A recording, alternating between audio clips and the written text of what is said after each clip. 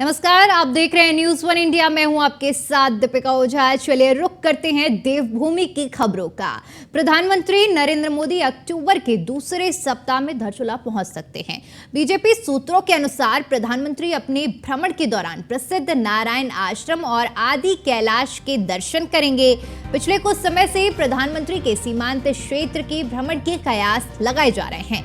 प्रधानमंत्री पूर्व में भी कैलाश मानसरोवर यात्रा के दौरान धारचूला में ध्यान कर चुके हैं। प्रधानमंत्री जल्द ही सीमांत जिले के दौरे पर आने की उनकी संभावनाएं जताई जा रही हैं। बीजेपी सूत्रों के अनुसार प्रधानमंत्री 11 अक्टूबर को प्रसिद्ध संत नारायण स्वामी की ओर से बनाए गए नारायण आश्रम में विश्राम करेंगे। 12 अक्टूबर को वे चीन सीमा पर स्थित व्यास घाटी, ज्योतिर्लिंग और आदि कैलाश के दर्शन भी करेंगे। इस दौरान वे स्थानीय ग्रामीणों से बातचीत भी करेंगे और उसी दिन प्रधानमंत्री पिथौरागढ़ पहुंचेंगे, जहां पर स्पोर्ट्स स्टेडियम में जनसभा को संबोधित भी कर सकते हैं। प्रधानमंत्री के अक्टूबर में संभावित भ्रमण की संभावना को इस बात से भी बल मिल रहा है कि 3 दिन पहले कुमाऊं आयुक्त और डीआईजी समेत अन्य अधिकारियों ने भी पुंज का भ्रमण किया था।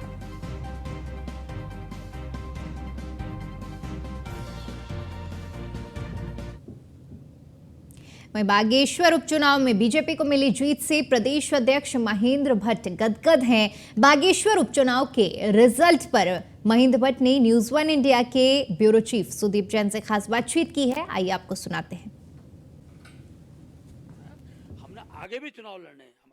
भारतीय जनता पार्टी ने जीत हासिल करके एक बार फिर अपना जो संगठन है, मुख्यमंत्री की जो छवि है, इसको प्रदर्शित किया। हालांकि पार्टी जैसी जीत सोच रही थी, परिणाम वैसे नहीं रहे। हमारे साथ बातचीत करने के लिए महेंद्र भट्ट जी हैं, जो भारतीय जनता पार्टी के प्रदेश अध्यक्ष हैं और लगातार बागेश्वर में खासा सक्रिय रहे।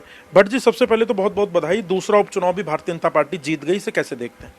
5वां चुनाव जीते हम लोग बागेश्वर की दृष्टि अगर मैं कहूँ, और उपचुनाव की दृष्टि दूसरा उपचुनाव हमारी विजय हुई है। और मैं तो शुरू से कह रहा था कि बागेश्वर की जनता विकास को पसंद करती है। मुख्यमंत्री पुष्कर धामी जी द्वारा जो विकास कार्य किए गए, चंदन रामदास जी ने जिस प्रकार से उस क्षेत्र के विकास में अपना योगदान दिया, और देश के प्रधानमंत्री नरेंद्र भाई मोदी जी के प्रति जो वहाँ की जनता का विश्वास था, उस विश्वास का रिजल्ट था। ये ठीक है कि हमारी अपेक्षा ज़्यादा थी। हमको लगता था कि अच्छे मतों से और अच्छे मतों से हम लोग जीतेंगे, लेकिन सामने आमने सामने की टक्कर, और ख़ास तौर पर मैं कह सकता हूँ कांग्रेस द्वारा जिस प्रकार से एक धन क्या प्रभावी व्यक्ति को प्रत्याशी बनाया, उनके अपने दल के कार्यकर्ताओं को त्याग की और जिस पर अथाह पैसा उस व्यक्ति को चुना लाने की कोशिश की, वहाँ की जनता ने धन के आधार पर चुनाव लड़ने वालों को भी परास्त किया है। और मैं इस बात को इसलिए कहता हूँ कि पिछले दिनों इस प्रकार का बड़ा माहौल वहाँ तैयार किया गया, और भारतीय जनता पार्टी कार्यकर्ताओं ने रात दिन मेहनत की है। शक्ति केंद्र हमारी टीम थी, माननीय मुख्यमंत्री जी का जो प्रवास रहे, और जो हमने विश्वास जीतने का प्रयास किया, खास विकास के आधार बनाते उसके आधार पर हमारी बड़ी अच्छी जीत है। और ये हमारे लिए सेमीफाइनल की जीत है। अभी लोकसभा का चुनाव हमारे सामने नगर पालिका नगर निगम चुनाव होंगे, तो कार्यकर्ता उत्साहित होकर उन चुनाव में विजय की ओर बढ़ेगा। अध्यक्ष जी, इतनी कम मतों से जीत होगी ऐसा आकलन आप लोगों का नहीं था। सारे बड़े नेता बहुत बड़ी जीत की बात करते थे। कुछ तो ये भी कहते थे कि चंपावत उपचुनाव से जैसा ही लगभग स्थिति होगी, परंतु ऐसी नहीं हुई। आप इसकी वजह क्या मानते हैं, पहली बात? दूसरा, इतनी कम मतों से मिली हार की भी क्या आप समीक्षा करने जा रहे हैं? नहीं, देखिए, बूथ वाइज अगर मैं कहूँ तो हम केवल 3 चरण ऐसे थे जिन चरणों में हम पीछे रहे, बाकी हर चरण में हम आगे रहे। हर बूथ पर हमारी लीड हुई है। ये ठीक है, जो आमने सामने की फाइट होती है, खास तौर पर जो लोग समाजवादी पार्टी जैसे दल का जमानत जब्त हो जाए, यूकेटी की जमानत जब्त हो जाए, और कुछ दलों ने अपना प्रत्याशी खड़े नहीं किए, ऐसी स्थिति में इस प्रकार वातावरण, पिछली बार से ज़्यादा मत हमको प्राप्त हुए हैं। जितना वोट हमको पिछली बार विधानसभा पड़ा था, मैं उसको भी आंकड़ा भी प्रयास में देने वाला हूँ, जितना वोट हमको पिछली बार पड़ा था उससे ज़्यादा हमारा वोट न कम हुआ है, हमारा वोट बढ़ा है। और ये हमारी एक प्रकार से मैं कहता हूँ प्रभावशाली जीत है। ये ठीक है कि जब विरोधी एक होके और केवल नकारात्मक राजनीति के आधार पर बागेश्वर का विकास अवरुद्ध करने का प्रयास करते, वहाँ की जनता ने उसको नकारा है, और अच्छी जीत के रूप में मैं कहूँगा भारतीय जनता पार्टी की हुई है। इस पूरे चुनाव में अध्यक्ष जी यदि देखें तो 15 तारीख को मुख्यमंत्री वहीं थे नामांकन के वक्त, और बाद के 2 दिन उन्होंने बहुत मोर्चा संभाला। गरुड़ से लेकर बागेश्वर तक तो काफी सक्रिय रहे, रात्रि विश्राम किया, लोगों से मिले, हाथ जोड़े, अभिवादन किया।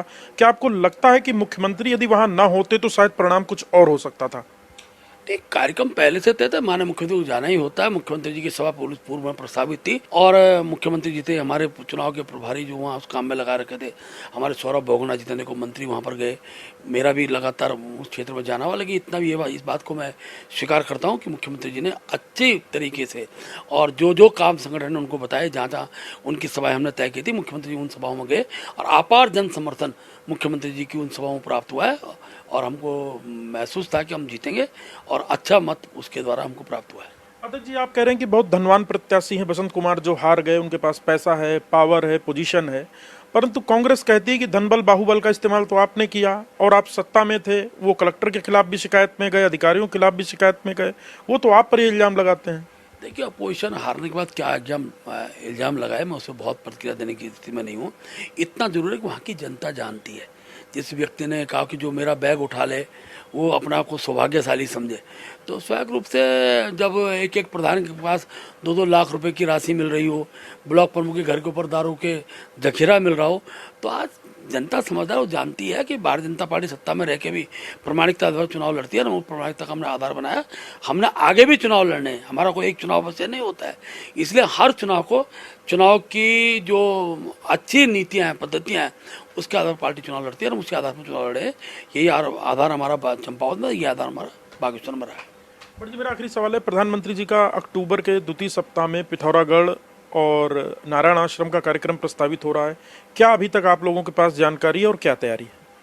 देखिए, अभी हमारे पास प्रत्यक्ष रूप से तो कोई कार्यक्रम आया नहीं है, लेकिन जो जानकारी जिला प्रशासन द्वारा हमको प्राप्त हुई है, नारायण आश्रम पिथौरागढ़ में उनका रहना होगा और हम कोशिश करेंगे माननीय मोदी जी की हम एक बड़ी जनसभा पिथौरागढ़ में कर दें। इस दृष्टि से अभी जिलाधिकारी वहाँ एक बैठक की थी, हमारे जिलाध्यक्ष उस बैठक में गए थे, तो स्वाभाविक रूप से हमारी पूरी तैयारी है। जब भी कार्यक्रम विधिवत रूप से आएगा, हम और सिस्टम के साथ, पूरी प्लानिंग के साथ उस कार्यक्रम को सफल बनाने में संगठन को लगाएंगे। तो आपने प्रदेश अध्यक्ष महेंद्र भट्ट, जिन्होंने बड़ी साफगोई से कांग्रेस को ही धनबल बाहुबल का आरोपी बता दिया और कह दिया कि शराब और दूसरे जो संसाधन पकड़े गए वो कांग्रेस के पास पकड़े गए। हालांकि ये भी बात महत्वपूर्ण है कि जीत होती है, मतों के अंतर में परिवर्तन हो सकता है, कम या ज्यादा हो सकते हैं। कैमरा सहयोगी अंजीत के साथ सुदीप जैन, न्यूज़ 1 इंडिया, देहरादून। वहीं बागेश्वर उपचुनाव में भले ही चुनाव के परिणाम कांग्रेस पक्ष में नहीं आए हों, लेकिन कांग्रेस के हौसले अब भी बुलंद हैं। कांग्रेस के प्रदेश अध्यक्ष करण माहरा की माने तो इस चुनाव में बीजेपी की नैतिक हार हुई है और इसका सीधा उदाहरण है कि बीजेपी की जो प्रत्याशी रही हैं, उनके अपने पोलिंग बूथ यानी कि मंडल सेरा में भी कांग्रेस को बीजेपी से लीड मिली है। कांग्रेस प्रदेश अध्यक्ष ने कहा कि इस उपचुनाव में कांग्रेस का अपना 20% वोट बैंक बढ़ाने का काम किया गया है और दूसरी तरफ बीजेपी ने इस चुनाव को प्रभावित करने के लिए विपक्ष पर जहां पाबंदियां लगाई थी, वहीं शोक सभा के नाम पर अपने नेताओं के भाषण लाइव दिखाने का भी काम किया गया है।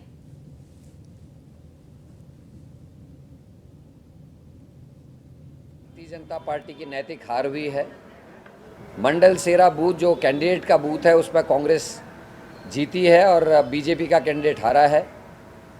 पूरे प्रशासनिक अमले जमले का इस्तेमाल करके सारी ताकत लगाने के बाद भी बीजेपी अपना वोट बैंक नहीं बढ़ा पाई, जबकि कांग्रेस ने अपना 20% वोट बढ़ाया है। 10,000 वोट हमने अपने पिछले 2022 के चुनाव के बाद जोड़ने का काम किया है और चुनाव कमीशन ने भी देखा कि धांधली हुई है। चंदन राम दास की कंडोलेंस का सीधा प्रसारण बागेश्वर में वोटिंग।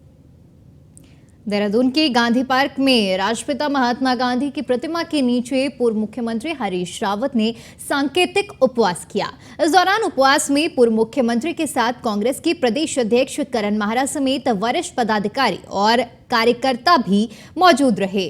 पूर्व मुख्यमंत्री ने कहा कि उनके द्वारा 3 मांगों को लेकर उपवास किया गया है, जिसमें दलित उत्पीड़न, महिला उत्पीड़न, अतिक्रमण और टिवान सिटी के नाम पर किसानों की जमीनों को हड़पने का काम किया जा रहा है। पूर्व मुख्यमंत्री ने कहा कि कांग्रेस इसका पुरजोर विरोध करेगी।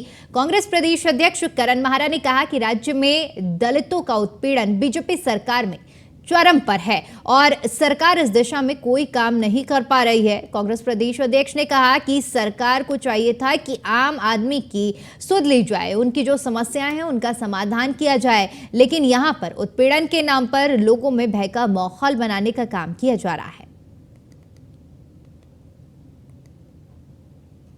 देखिए, महिला उत्पीड़न जैसा कि भी रावत जी कह रहे थे, बेलड़ा प्रकरण अपनी जगह पर है और उसमें आर्थिक सहायता को छोड़ दीजिए, पीड़ित पक्ष को लगातार प्रताड़ित किया जा रहा है। वहीं महिला उत्पीड़न और अगर दलित उत्पीड़न की बात कर रहे हैं तो हम उत्तरकाशी जनपद की उन 4 बेटियों को कैसे भूल सकते हैं जिनका बलात्कार हुआ और पोक्सो एक्ट के तहत और SC ST एक्ट के तहत जो उनको आर्थिक सहायता मिलनी चाहिए थी वो आज तक नहीं मिली। और वो सहायता दिए जाने का प्रावधान इसलिए करा गया था कि पीड़ित परिवार या पीड़ित पक्ष अपना पैरवी ठीक से कर सके, कोर्ट जा सके, लेकिन आज तक भी 1 साल से ज़्यादा समय हो चुका है, उन 4 बेटियों को 1 रुपए की भी आर्थिक सहायता नहीं दी गई, ना ही उनके अपराधियों के ऊपर कोई न्याय मांगने के लिए पीड़ित परिवार घर घर दस्तक दे रहे हैं। 2-3 बार मुख्यमंत्री के पास पहुंच चुके हैं। कांग्रेस भी अपने शिष्टमंडल लेकर के उनके पास पहुंच चुकी है, लेकिन ये सरकार दलितों के मामले में इतनी असंवेदनशील सिद्ध हो गई है। दलितों के मामले में, महिलाओं के उत्पीड़न के मामले में ये बिल्कुल असहनशील है और दलित पीड़ित परिवारों को, बेलड़ा के दोनों को अभी तक आर्थिक सहायता जो मृतक होते ही स्वतः पहुंच जानी चाहिए थी किसी के घर में, एक नियम है इस बात का, अभी तक आर्थिक सहायता।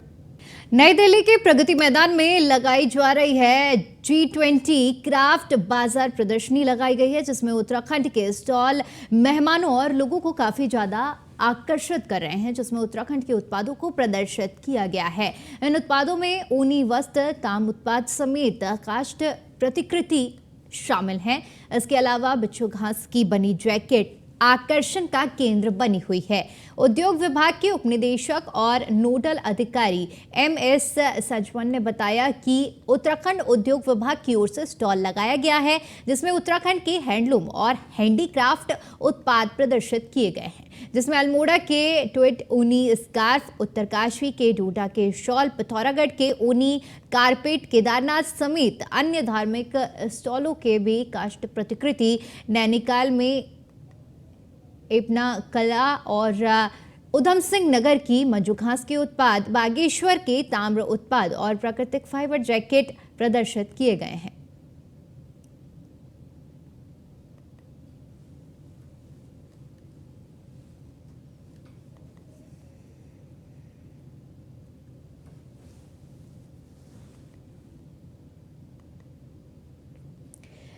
तो G20 की क्राफ्ट प्रदर्शनी की ये तस्वीरें हम आपको दिखा रहे हैं, जहां पर प्रदेश की कलाकृतियां और हैंडीक्राफ्ट, हैंडलूम उत्पादों को बेहतरीन तरीके से प्रदर्शित किया गया है।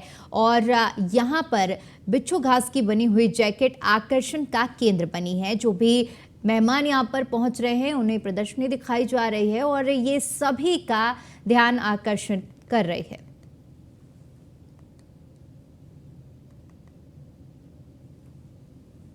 वहीं उत्तराखंड के सैनिक कल्याण मंत्री गणेश जोशी ने विंग कमांडर अनुपम गोसाई के आवास में पहुंचकर उन्हें श्रद्धांजलि अर्पित की है। कैबिनेट मंत्री गणेश जोशी ने कहा कि दुख के इस घड़ी में प्रदेश सरकार विंग कमांडर अनुपम गोसाई के परिवार के साथ खड़ी हुई है और हर संभव मदद सरकार उन्हें देने का काम करेगी। बता दें कि विंग कमांडर अनुपम गोसाई भारतीय वायुसेना के होनहार अधिकारी थे, जो कि लेह में मात्र 38 साल की आयु में अकस्मात मृत्यु उनकी हो गई है। विंग कमांडर अनुपम राफेल के पहले टेक्निकल अधिकारी थे, जो कि फ्रांस में ट्रेनिंग लेकर आए थे।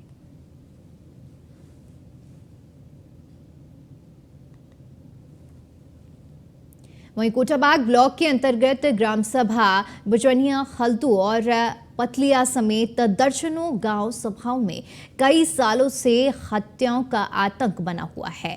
हत्याओं के झुंड किसानों के हाथियों के झुंड किसानों की कई हेक्टेयर धान को फसलों को रौंद रहे हैं और जिससे किसानों में काफ़ी ज़्यादा रोष देखने को मिल रहा है। गुस्साए ग्रामीणों ने वन क्षेत्राधिकारी कालाडूंगी में कार्यालय का घेराव किया। किसानों का कहना है कि आए दिन जंगली जानवरों की ओर से हाथियों के झुंड द्वारा फसलों को बर्बाद किया जाता है, लेकिन वन विभाग के द्वारा किसी भी तरह की जंगली जानवरों से फसलों के नुकसान को बचाने के लिए कोई ठोस नीति नहीं बनाई गई है।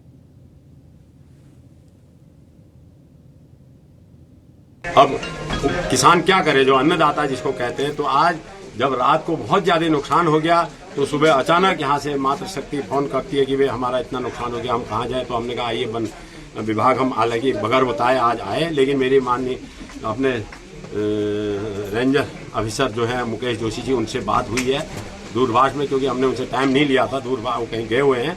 तो हमने उनको बता दिया कि तत्काल जो है जो किसानों का नुकसान हुआ है उनको मुआवजा मिले। गरीब किसान आदमी किसी सहकारी बैंक से लोन ले रहा है, उसके बाद उस खेती में उससे 6 महीने मेहनत कर रहा है और उसके बाद अंत में क्या किया जा रहा है कि जंगली हाथी या जंगली जानवरों के द्वारा उस फसल को खराब कर दिया जा रहा है। तो मैं ये पूछना चाहता हूं कि इसका जिम्मेदार कौन है और इसका जवाबदेह कौन है, यह जनता किसके पास जाएगी और किससे अपना जवाब पूछेगी। तो मेरा सभी उन लोगों से निवेदन है कि इसका जवाब बताने का कष्ट करें कि इस समस्या का निदान कौन करेगा, जो लंबी समय से पिछले 6 महीने से भी अधिक से, आप चाहे कोटेबाग ब्लॉक क्षेत्र का सोनजाला ग्राम देख लीजिए, चाहे भजनी हल्दू ग्राम देख लीजिए, चाहे पवलगढ़ देख लीजिए, कोई भी ग्राम देख लीजिए, वहां जंगली हाथी इतनी तादाद में आ रहे हैं। और पिछले कुछ दिनों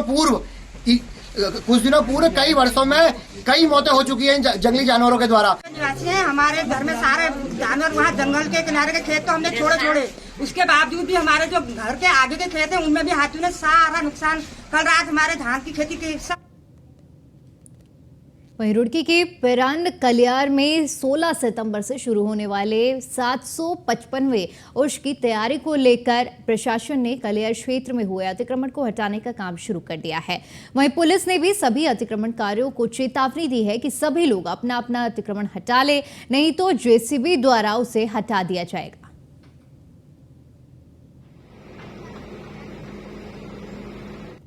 कि आपको पता है कि 16 तारीख से उर्स शुरू है। उर्स की तैयारी के दृष्टिगत ज्वाइंट मजिस्ट्रेट महोदय रुड़की के आदेशानुसार ये मेला क्षेत्र में जो अवैध अतिक्रमण है उसे हटाया जा रहा है।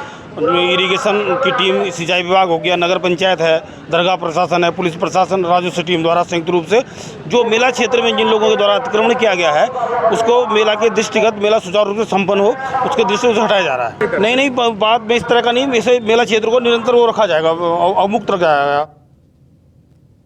वहीं उत्तराखंड विधानसभा का 3 दिवसीय मानसून सत्र समाप्त हो गया है। अंतिम दिन कांग्रेस के हंगामे के बीच 11,321 करोड़ रुपए का अनुपूरक बजट पारित किया गया है। इसके साथ ही सत्र अनिश्चितकाल के लिए स्थगित हो गया है।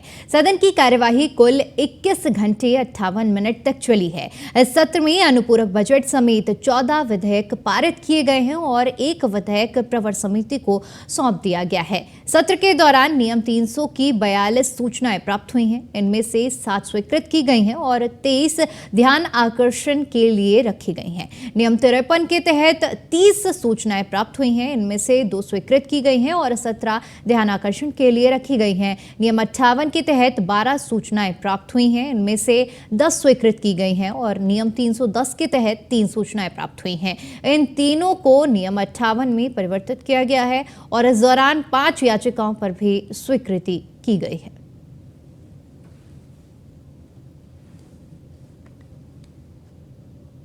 उत्तराखंड विधानसभा के मानसून सत्र के आखिरी दिन सदन में राज्य आंदोलनकारियों के आरक्षण पर चर्चा के वक्त संसदीय कार्य मंत्री प्रेमचंद अग्रवाल भावुक हो गए। राज्य आंदोलन के दिनों को याद करते हुए उनकी आंखें नम हो गईं।